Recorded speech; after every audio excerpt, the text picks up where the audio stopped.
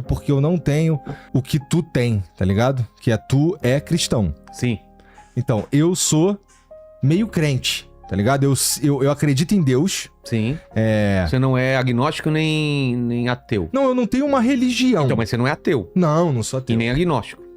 Também não, porque eu sei que tem... Eu acredito que tem Deus. Então pronto, tá ligado? então você não é nenhum dos dois.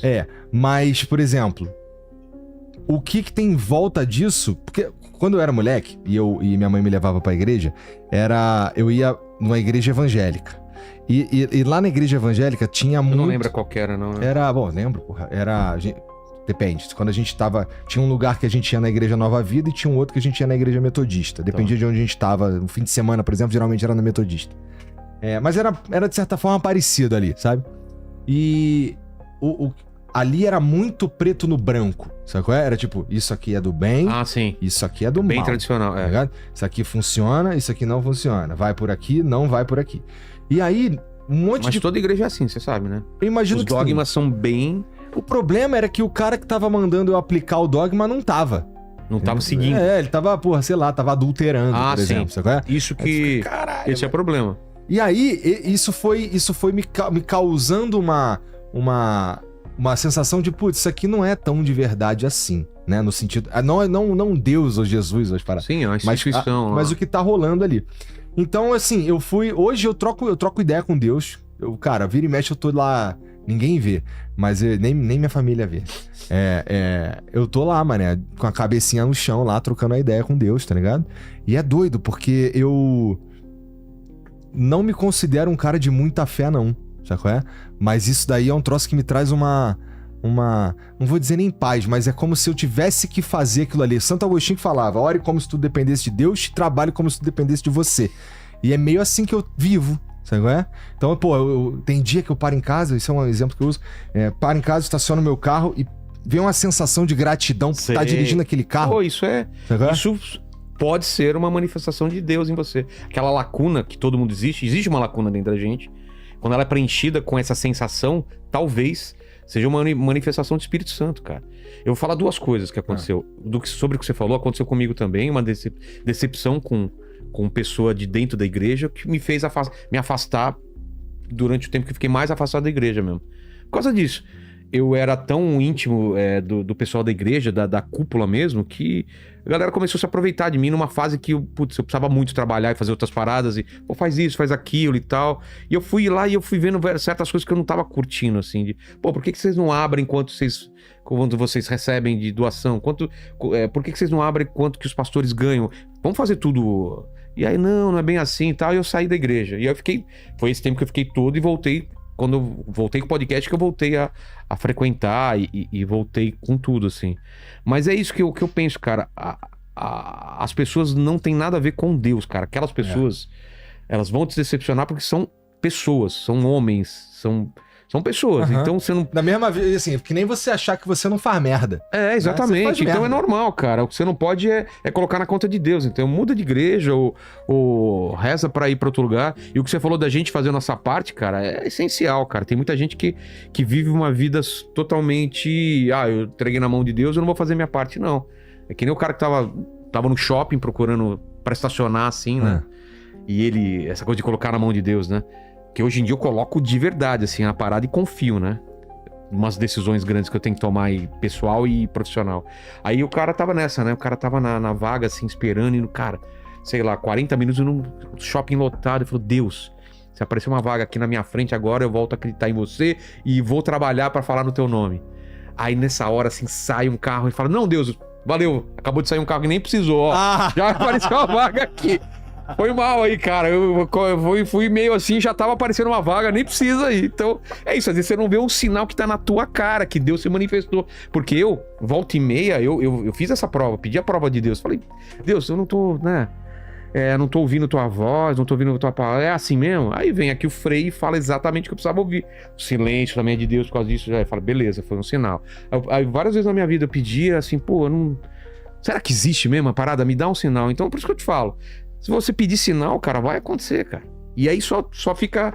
Eu só não posso ser o cara do estacionamento, né? Aí chegou, não, isso aí já tava pra acontecer. Não, cara, eu espero não ser esse cara aí. Eu suponho que eu não sou não, na verdade. Porque se tem um bagulho que eu sinto pra cacete é a gratidão pelas paradas. Eu tenho trocado umas ideias e pensado muito e cada vez tá mais difícil pra mim acreditar que é tudo mesmo aleatório, sabe? Então eu tô ficando cada vez mais crente. Tava falando com o moleque que eu tô ficando cada vez mais crente também, porque tem umas coisas que são... que parecem aleatórias, mas elas acontecem num momento tão certinho. Especialmente quando a gente tá precisando. E, pô, nossa, cara, como é que pode um bagulho desse? Uma coincidência tão fechadinha como essa daí. Eu não tenho dúvida do mundo sobrenatural. Eu já tive várias experiências e várias provas de que existe alguma coisa além dessa matéria, que esse negócio que você sente e tem coisas que acontecem. Agora, se a minha explicação, a explicação do que eu sigo é a certa, eu não tenho a menor certeza. Porque uns vão chamar de alien, outro vai chamar de demônio, outro vai chamar de espírito, de gente morta. Mas que é algo... Mas que tem algo, tem, cara. Tem alguma coisa que toca na nossa realidade, que a ciência também pode... Eu vejo a explicação da ciência e eu acho que é possível também, que são universos paralelos, universos que interagem com esse sem ser esse universo, um universo com mais dimensões, né? Mas de qualquer forma é outra coisa, transcendental, outra coisa, né? Exatamente, que pra gente parece uma coisa sobrenatural, assim como a gente, os nossos sentidos não alcançam, se a gente estiver contracenando com um ser de 4, 5, 6 dimensões, é a mesma coisa de um ser bidimensional. Imagina que é um ponto, entendeu? Ele só tem altura e largura. Ele tá numa folha de papel que é o mundo dele é plano. Não existe a profundidade para ele, não existe. Ele não sente, ele não... Então o que acontece? Ele só vai para... Ele tem uma movimentação meio limitada, entendeu? Agora imagina uma esfera, que é um objeto tridimensional, passando por essa folha. O que ele vai perceber? Ele vai perceber uma esfera passando ou ele vai perceber um círculo, aumenta, diminui e some? Pra ele assim, pô, apareceu um círculo, foi crescendo, diminuiu e desapareceu. Porque são as fatias, entendeu? Pra ele é uma coisa sobrenatural. Fala, cara, como que pode um ser que era um círculo aumentou, diminuiu e desapareceu? Mas na verdade ele só não consegue perceber que era um objeto tridimensional. Mesma coisa pra gente.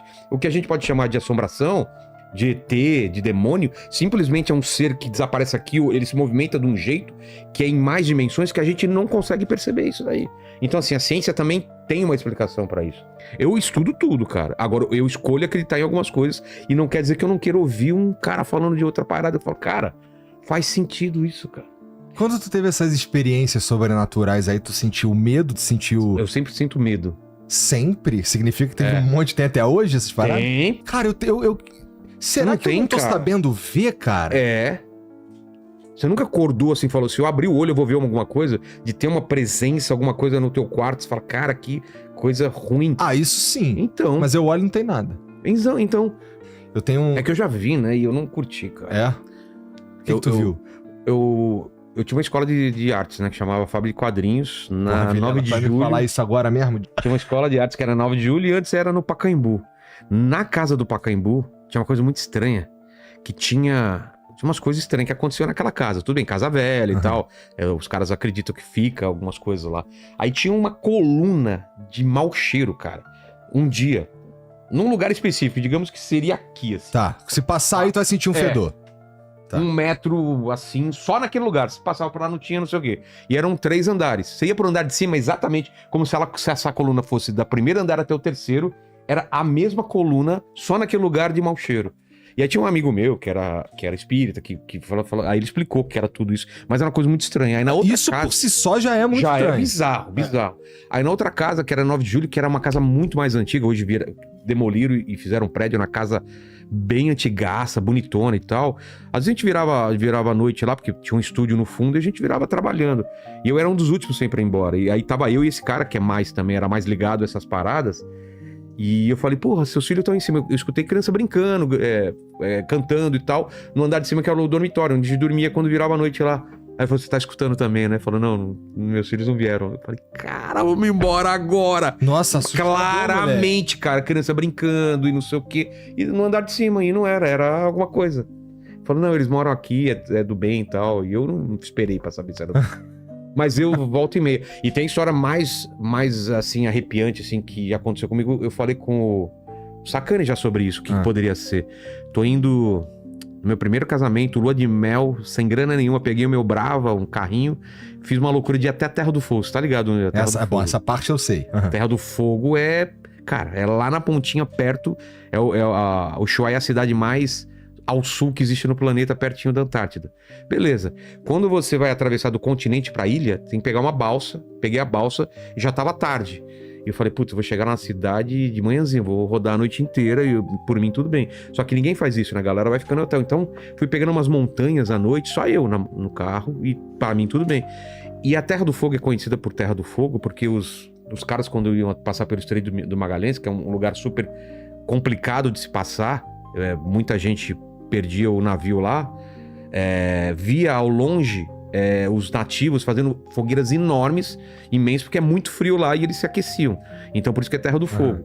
E eu vi uma fogueira muito ao longe também. Eu tava aqui, subi na montanha e ao longe eu calculei uns 10 quilômetros mais ou menos, tinha uma fogueira que eu falei, deve ser muito grande, uma bola de fogo, uma fogueira, alguma coisa, e beleza. E eu subindo e virava e não sei o que, e a fogueira no mesmo ponto, assim.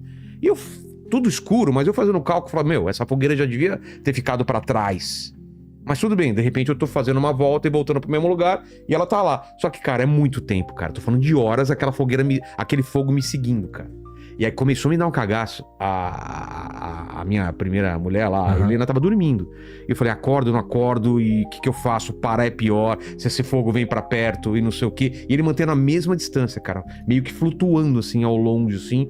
E eu subi a montanha, desci e ela, cara, mantendo igual o carro. Cara, até hoje eu não sei que porra era aquela. E de repente sumiu. E eu falei, eu não... Sabe aquela que eu tenho que dirigir, eu vou chegar em algum lugar, alguma casa e lá é deserto. Não chegava em casa, em hotel, em cidade, em nada, aquela... Então assim, cara, tem vários avistamentos desse tipo, principalmente na mata, que o pessoal tem um nome... Eu escuto bastante que nas matas tem pra cacete, porque é natureza. O pessoal fala boitatá, e tem muitas explicações. Mas existe alguma coisa que pareça com uma esfera de fogo que os caras os ufólogos vão falar que é uma coisa, os espíritas vão falar outra, e cada um tem uma explicação. Mas eu vi, cara. Mas é isso que eu te falo, eu gosto de vagar por esses dois lugares. O lado cético e o lado de fé. Não é que eu gosto. Pra mim, torna as coisas muito mais confusas, na verdade.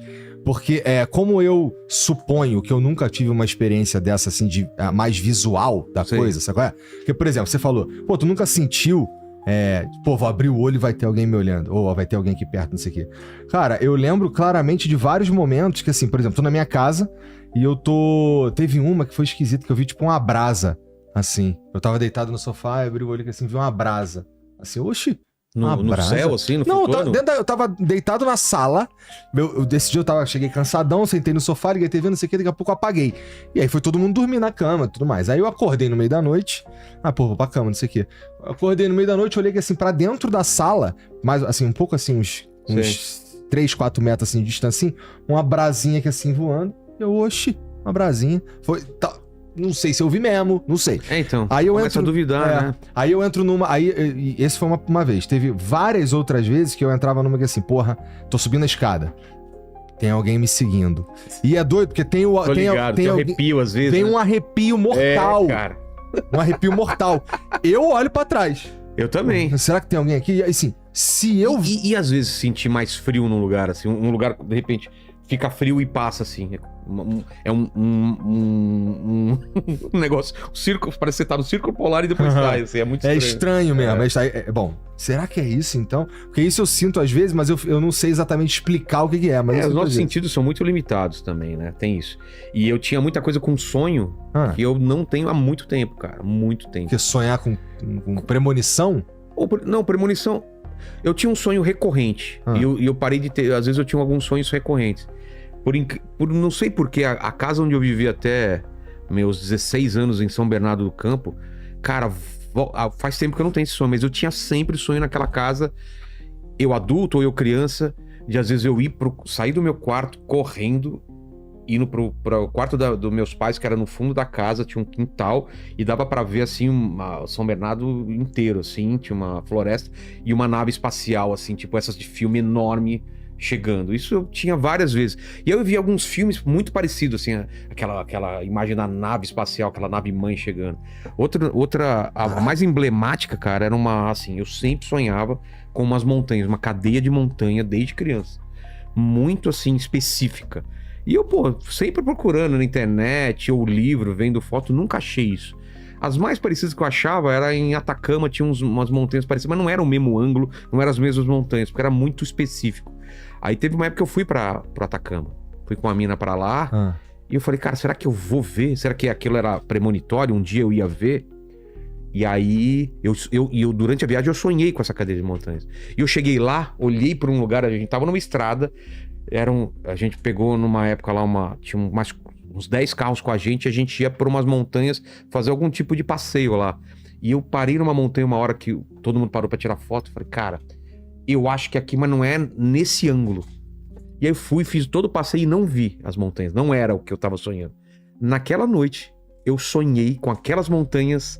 E aí eu entendi que eram aquelas montanhas, só que era a minha visão do sonho daquelas montanhas, não era a visão dos meus olhos. Era a visão do meu sonho a respeito do que eu tinha visto no dia anterior. Então eu vivi o dia e a lembrança que eu tinha daquelas montanhas era exatamente o que eu sonhava. Entendi. Porque a sua lembrança é diferente do que você vê. Se você for sonhar com esse estúdio, você não vai sonhar exatamente com a posição certa das outras coisas. Você vai mudar. O seu cérebro completa as coisas. E era isso. Como o meu cérebro viu aquelas montanhas, exatamente como eu... E a partir daquele dia eu nunca mais sonhei com essas montanhas. Então, cara, é uma coisa louca. Tu tinha que passar ali, de certa forma. É como se tivesse alguns nós na nossa vida. A nossa vida é um barbante e tem alguns nós. Que, cara, você não consegue sair daqui. Você pode empurrar esse nó mais pra frente, mas tem nós que você tem que passar, cara. Não tem jeito. Tem um nó que você tem... E esse era um nó que provavelmente eu tinha que passar. Porra, que pena, eu me sinto meio vazio então, porque eu não tenho nada disso, cara. Tipo, eu não... De novo, se alguma coisa como essa daí aconteceu pra mim, eu não tava prestando atenção e eu não vi. Então, mas é o lance, você falou tudo, é prestar atenção, cara. Eu acho que é o lance de prestar atenção. Eu tenho um poder, que eu falei em outro podcast aí, que me perguntaram se eu tinha algum poder, eu falei que eu tenho o poder de viajar no tempo, cara. Só que é um poder muito específico, assim. Desde criança... Eu tenho alguns momentos que eu passei na minha vida que eu falo, eu vou lembrar disso pro resto da vida. Não sei se já passou por isso. Algum momento de muita tristeza ou muita alegria que você fala, cara, que legal. Eu lembro de é muito específico, assim. Eu tava brincando, não sei quantos anos eu tinha, mas era um pôr do sol. E lá em São Bernardo a gente pegava uns sacos plásticos e ficava pegando aqueles bichinhos que ficam no verão, assim. Eu acho que... Tipo um cupinzinho que fica na luz. É, um cupinzinho, fica pra caramba e a gente... Cara, e aquilo foi tão legal, todo mundo na rua. E foi a primeira vez, eu acho que não sei se porque a gente tava em férias, minha mãe deixou a gente ficar até a noite. E a gente ficou, cara... E eu me divertia tanto, eu cheguei cansado em casa, eu falei, eu vou lembrar disso pro resto da minha vida. E se eu parar hoje, eu volto pra aquele dia como eu tô voltando agora, com os mesmos sentimentos, com o mesmo cheiro, com a mesma lembrança, igualzinho. E vários momentos da minha vida eu tive essa sensação. Como no nascimento do meu filho, que deu altos problemas. Ele quase morreu, o cordão umbilical saiu antes, que é prolapso de cordão. Era pra ser um parto natural. E aí a médica subiu na maca e ficou segurando. Depois eu fiquei sabendo, ela ficou segurando a cabeça do meu filho, porque se ele saísse, ia ficar sem oxigênio, porque ia pressionar o cordão. Só que eu não sei nada disso, eu só tô vendo. Só tá vendo as coisas acontecer. Tá pra nascer, de repente a médica fica desesperada, sobe na maca, começa a falar com não sei quem, ela pega a maca, vai pra outra sala, ela já não vai fazer o parto, vem outra médica e eu falei assim, eu não vou perguntar nada porque eu só vou atrapalhar, então eu fiquei só na minha. Eu falei, qualquer coisa eu tô aqui, e indo atrás e tal, não entendendo nada. Aí eu escuto a Mari falando, pô, tá doendo. Não deu tempo de pegar anestesia ainda, eles dando anestesia e rasgando ela, cortando a barriga, e ela, pô, eu tô sentindo não sei o que, aquele desespero. Aí tira o moleque, aí ela me pergunta, ele chorou? Eu falo, pô, não chorou. E aí aconteceu alguma coisa, e depois eu falei pra ela, chorou, eu menti pra ela, mas eu sabia que não tinha chorado. Aí vai lá por um tempo lá atrás, aí eu escuto ele chorando, aí tá tudo bem. Aí quando ele coloca no meu braço, eu falo, pronto.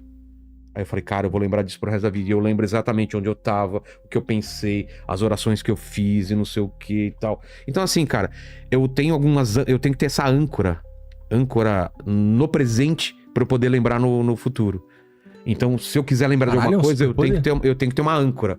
Pô, esse momento tá legal, então eu vou realmente prestar atenção nisso, cara. Então eu vou prestar atenção nos cheiros, vou prestar atenção na comida se eu estiver num restaurante, vou prestar atenção no que eu tô falando, porque eu sei que daqui 10 anos, 20 anos eu vou lembrar desse momento. Então eu fiz essas âncoras em alguns momentos da minha vida. Entendi. Tu parece melhor, cara. Tô outra pessoa, cara. Tudo, em tudo, assim. Pô, tu falou espiritualmente, fisicamente. Eu tava com muito remédio, né, ano passado pra contrabalancear as paradas. Então, cara, eu não sei se eu sou abençoado ou é muita sorte mesmo, mas eu tô com uma equipe de pessoas que quer me ajudar, assim, de uma forma, de Muzi, o Coach Rubens, é o personal, é uma marca que me manda suplementos, os caras me mandam tudo assim. Não tem como eu não melhorar, porque todo mundo quer que eu melhore, cara. Vilela, como tá? Tô de olho aí, cara, tá treinando todo dia, tá tomando as paradas, tá comendo direito. Falei, putz, eu como tudo errado. Beleza, vou te arranjar uma marmita. Os caras me arranjam uma marmita, cara, como que eu vou ter desculpa de comer errado? Não tem. Ah, como tá seu hormônio aí? Eu vou fazer um monte de exame. Puta, tá mal pra caramba, começa a tomar isso, faz não sei o quê. Aí eu vou melhorando, né, cara? Você só não melhora se não quer, mas eu sou privilegiado, porque eu tenho toda essa base de gente pra me ajudar. Porque senão, cara, a minha tendência é ficar deitado na cama assistindo série, ou lendo livro, ou escrevendo ou trabalhando, cara. É muito fácil pra mim abandonar qualquer coisa pra fazer minhas paradas. Entendi. Eu tenho que lembrar que eu tenho que cuidar de mim às vezes, cara.